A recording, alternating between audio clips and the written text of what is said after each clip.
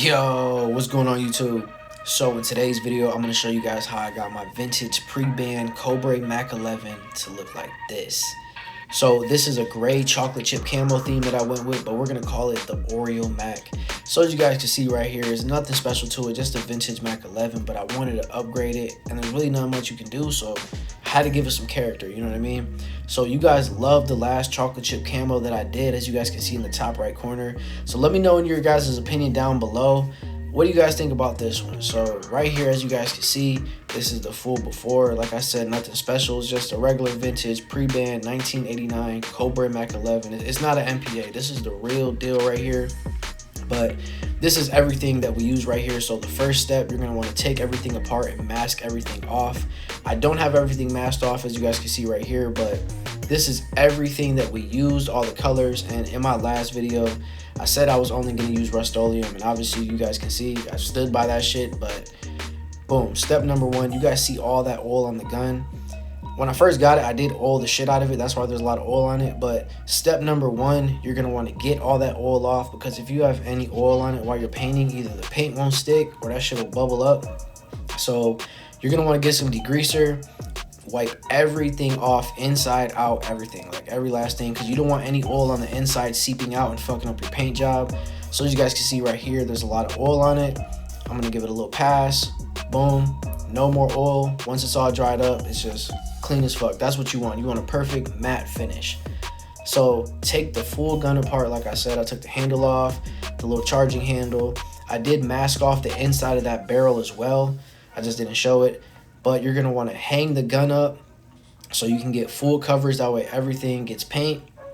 And step number one, you're going to hit it with the deep C. And I'm not going to lie, oh my God, this deep C came out so clean. Like, I could have stopped here, really. I really could have stopped here, put the gun together, and that shit would have looked like a brand new vintage Cobray MAC-11. But do a few passes, let it dry, then do a few more passes. This is what it looks like wet.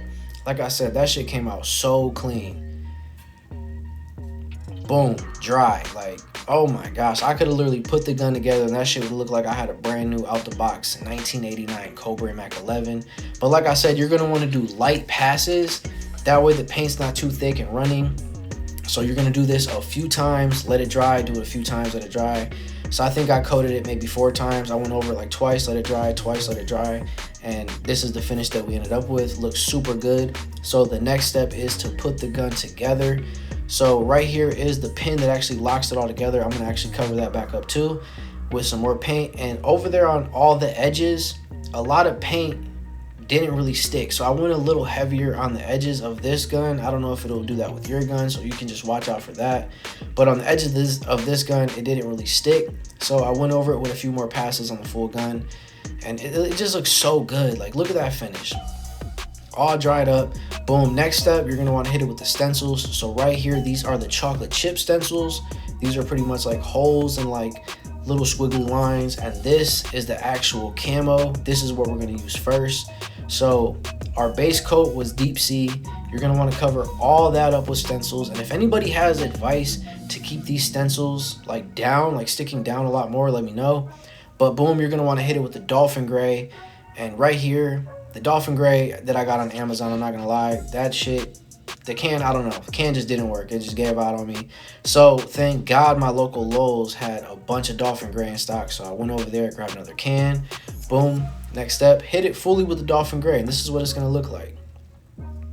So once it's all dried up, you're going to want to come and hit it with some black.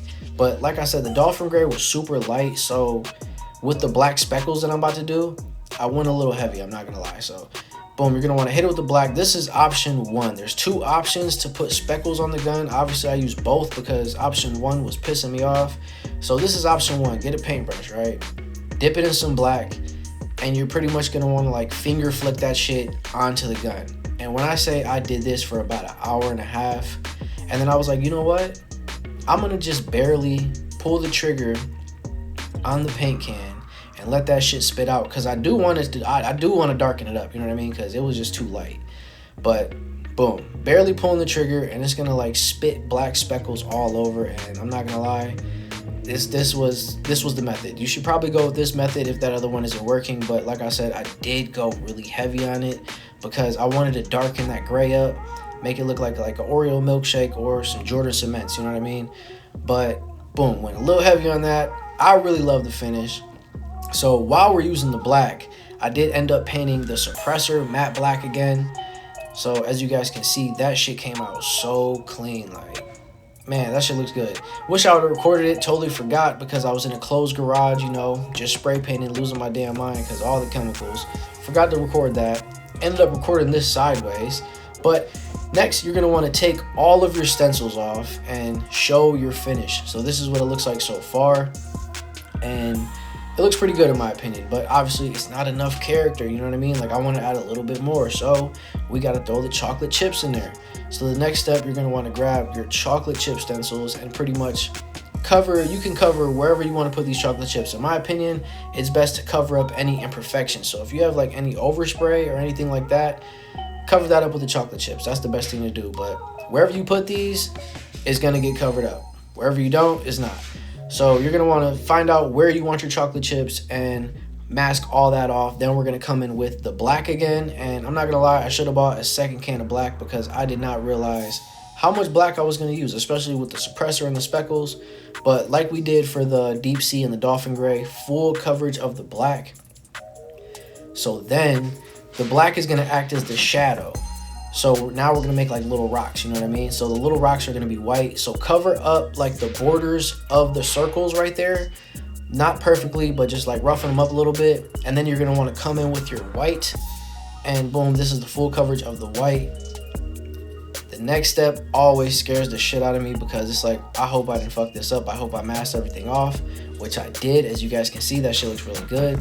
But the job's not done. We got to hit it with that Brownells matte clear. And this is the best clear coat. Like the last gun I painted, 1,000 rounds through it, no chipping, no nothing. Still looks mint. So boom, ended up using that again. Perfect finish, right? Put it together. Boom, this is the full before, right? Just a regular vintage MAC-11, right? But did we add some character? Let me know down in the comments below your opinion. Boom. Ooh, that shit is nasty, man. You can't tell me that's not nasty.